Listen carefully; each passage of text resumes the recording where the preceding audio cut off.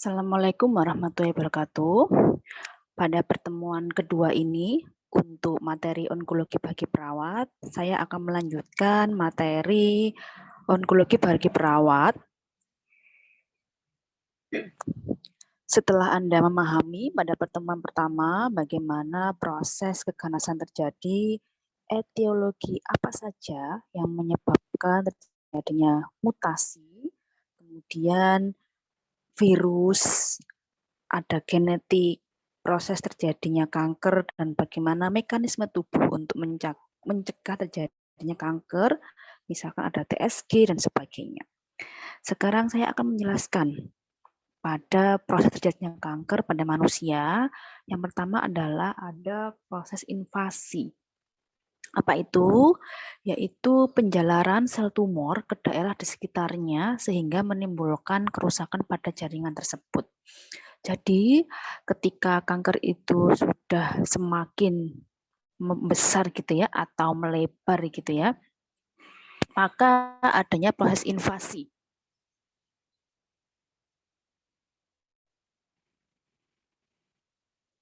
Apa yang terjadi pada proses invasi ini? Proses ini terjadi adanya suatu proses, yaitu sel-sel tumor mulai meregang, kemudian sel tumor ke berbagai protein ECM. Jadi dia sudah mulai melebarkan sayap gitu ya ke protein-protein yang ada di sel-sel sekitarnya. Kemudian ada degradasi lokal atau kerusakan-kerusakan lokal di membrana basalis dan jaringan ikat intersisium. Kemudian ada migrasi atau pindah sel tumor yang sudah dapat menembus membrana basalis. Oke, kita lanjutkan. Nah, ini adalah contoh atau proses metastasis pada kanker.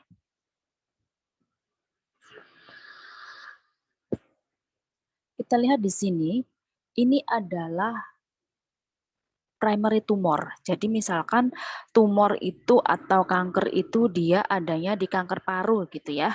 Nah, atau misalkan di kanker rahim gitu atau kanker payudara misalkan begitu ya. Tumornya awalnya di situ. Nah, munculnya di situ. Ada berbagai macam CXCR4, PAR1. Nah, ada susunan-susunan sel, ada makrofag, fibroblast, leukosit. Nah, ketika sudah mulai terjadi proses invasi, maka dia sudah mulai menembus dari membrana basalis. Di sini ada ECM degradasi, kerusakan dari ECM. Kemudian di sini sudah mulai dia ada proses-proses yang berubah. Kemudian dia sudah mulai migrasi atau berpindah. Sehingga di sini ada intravasasi, dia menembus ke sirkulasi peredaran darah. Kemudian dia ke ekstravasasi, dia sudah mulai melebarkan sayap ya menuju ke paru misalkan, ke hepar misalkan, ke tulang dan sebagainya. Nah, jadi ini yang ditakutkan ketika tumor itu sudah metastasis ke organ lain.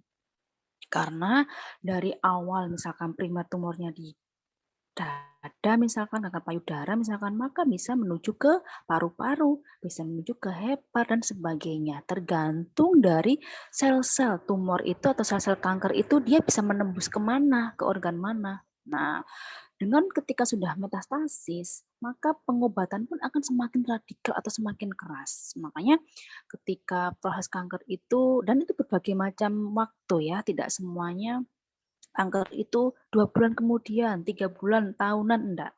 Semua tergantung dari karakteristik dari kanker itu apakah ganas atau bagaimana. Semua tergantung dari kasusnya, ada stadium-stadiumnya ya masing-masing dari kanker organ dari primary tumornya itu misalkan pada kanker dada atau kanker payudara ada stadiumnya, di paru ada stadiumnya. Nah, tergantung dari karakteristik tumornya juga atau kankernya juga. Kecepatan dari metastasis itu. Seperti itu. Kemudian ini ada proses metastasis, yaitu adanya invasi sel tumor dalam jarak yang lebih jauh, sehingga memungkinkan tumbuhnya sel tumor yang sama di tempat organ yang baru. Jadi tadi ya, kalau sudah namanya proses metastasis, maka dia sudah menjauh dari tumor atau primary tumornya. Di sini ada proses clonal expansion, growth, atau diversifikasi angiogenesis.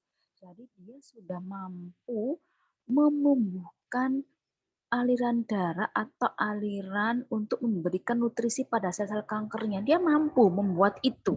Uniknya di situ namanya angiogenesis. Dia melakukan ada metastasis subklon, ada adesi dan juga invasi basement membran basalis. Kemudian ada intravasasi, ada interaksi dengan sel-sel limfoid, kemudian dia ada tumor sel embolus, ada adesi membran basalis, ekstravasasi, metastasis deposit, dan angiogenesis. Jadi keunikan dari tumor itu atau kanker itu dia mampu membuat aliran darah baru untuk memberikan nutrisi pada sel-sel kanker sehingga lebih cepat lagi untuk tumbuh. Nah, uniknya di situ namanya angiogenesis. Kemudian ini proses metastasis ya, sesuai dengan gambar tadi. Di sini ada invasi, intravasasi, sirkulasi, ada ekstravasasi, nanti Anda pelajari, ada angiogenesis, kemudian ada pertumbuhan sel tumor mulai membelah, tumbuh dan membelah. Ini angiogenesis ya. Kemudian Anda lihat di link video ini akan saya berikan di deskripsi, Anda bisa buka videonya. Nah, kemudian ini adalah siklus imunitas. Nah, ternyata selain ada TSG atau tumor sel gen, ya, tumor supresor gen yang bisa menghambat pertumbuhan kanker dengan membuat protein checkpoint, ternyata ada juga imunitas atau kekebalan tubuh yang dapat memekanisme atau melawan pertumbuhan kanker di tubuh. Nah, ada namanya 7 tahap bagaimana sel T melawan sel kanker, yaitu ada namanya produksi sel T antigen release. Dia melepaskan antigen dari sel kanker yang telah mati, kemudian juga antigen dibawa oleh sel dendritik ke kelenjar getah bening, dia bekerja sama dengan kelenjar getah bening.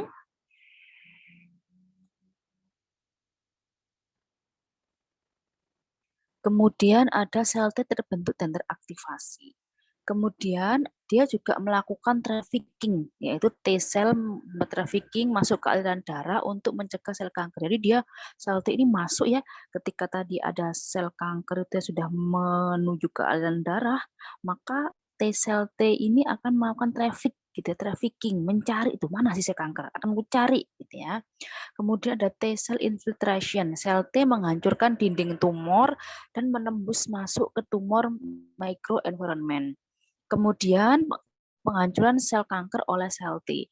Sel T merekognisi, mengenali sel kanker di dalam tumor dan juga dia juga dapat membunuh sel kanker seperti itu. Jadi ini adalah proses bagaimana kerja sel T, imunitas pada tubuh manusia untuk mencoba untuk mencari dan membunuh sel-sel kanker seperti itu.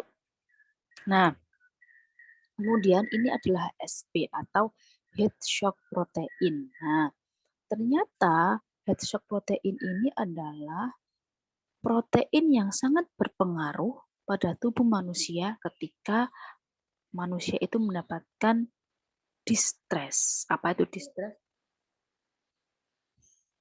Nah, jadi HSP ini adalah tubuh manusia kan mengandung protein ya. Nah, dalam tubuh manusia itu ada berbagai macam stimulus. Stresor ya akan diproses menjadi stres. Nah, stres itu akan berubah menjadi eustress atau distress. Distress itu sesuatu yang negatif, sedangkan eustress itu berubah menjadi sesuatu yang positif. Maksudnya bagaimana ya? Gini maksudnya. Contoh, ada stimulus mau ujian misalkan ya. Nah, seorang A akan menjadi eustress jika begini, wah mau ujian, aku mau belajar yang giat, aku mau mendapatkan nilai yang bagus, aku semakin bersemangat. Nah, itu dia menjadi sesuatu yang positif, itu menjadi eustress. Tetapi ada orang B ketika mau ujian gitu ya, aduh mau ujian, gimana nih aku belum belajar, aku deg-degan, aku diare. Nah, itu menjadi distress, sesuatu yang negatif. Nah, itu akan sangat mempengaruhi heat shock protein itu adalah sangat akan terpengaruh ketika seseorang mengalami distress. Makanya biasanya orang-orang dengan tipe kepribadian introvert yang tidak mampu mengeluarkan atau tidak suka mengeluarkan masalahnya, tidak suka mencari problem solving dari suatu masalahnya, dia sering bersedih.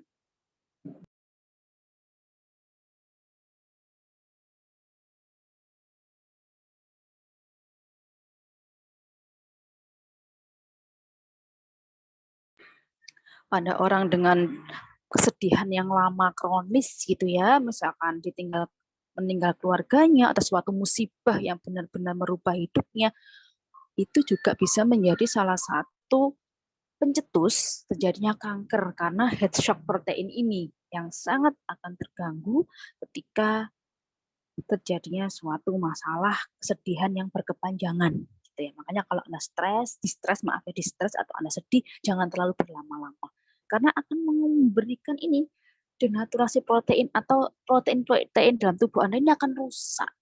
Nah, dan itu akan sangat mempengaruhi bertumbuhnya kanker atau keganasan pada tubuh Anda. Seperti itu. Nah, kondisi protein dalam tubuh yang mengalami distress akibat psikologis, tekanan, dan lain-lain. Nah, ternyata HSP27 ini misalkan pada kanker lambung. Nah, jadi orang-orang selain misalkan ada genetik, ada faktor predisposisi yang lain dan sebagainya, ternyata keadaan psikologis yang sangat menderita atau sedih yang berlama-lama ya itu ternyata dalam kejadian kanker lambung, hati, prostat, osteosarkoma, itu ternyata ketika dicek HSP27 ini terdapat pada kanker-kanker tersebut gitu ya. Nah, kemudian ada juga HSP70 ini ada kanker payudara, endometrium, kanker rahim, serviks dan juga kandung kemih. Gitu ya. Jadi ingat kalau Anda sedih jangan terlalu berlama-lama, segera move on gitu ya. Seperti itu. Nah, ini adalah penamaan jenis kanker. Jadi ini tergantung dari organ yang terkena ya. Jadi berdasarkan asal jaringan atau primernya di mana. Nah, karsinoma banyak yang disingkat CA gitu ya. Ada ektoderm dan endoderm dari lapisan mana yang terkena gitu ya. Kemudian sarkoma dari mesoderm dan contohnya SA. Ini penyingkatan-penyingkatan. Tapi penamaan jenis kanker tergantung dari asosiasi atau organ yang terkena biasanya. Kemudian berdasarkan asal jaringan, ada CA epidermoid, adeno, CA fibrosarkoma, liposarkoma ini pada lemak gitu ya. Kemudian pada organ yang terkena misalkan CA hepar, CA kolon, CA prostat dan lain-lain. Nah, kemudian ini stadium. Nah, untuk stadium ini ada contoh Union for International Cancer Control, ini penamaan sistem TNM, ada tumor, nodul, metastasis. Prognosis suatu tumor tidak hanya dari stadium patologi anatominya ya, tetapi juga dilihat dari klinisnya pasien.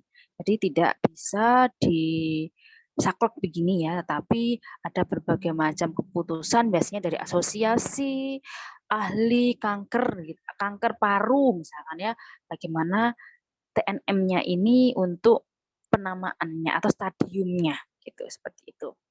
Asosiasi kanker ginjal misalkan ya, seperti itu.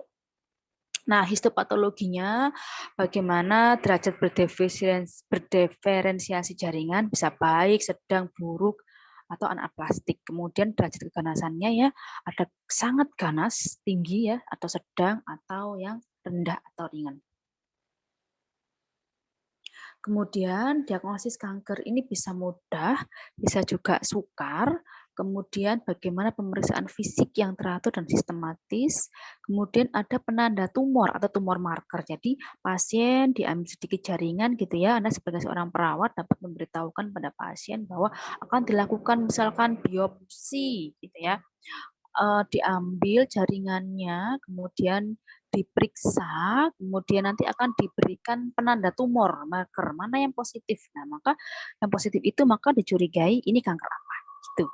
Kemudian ada pemeriksaan khusus, misalkan ada CT scan, MRI, dan lain-lain untuk melihat bagaimana besarnya kanker itu atau tumor itu, kemudian dilihat juga apakah sudah metastasis gitu.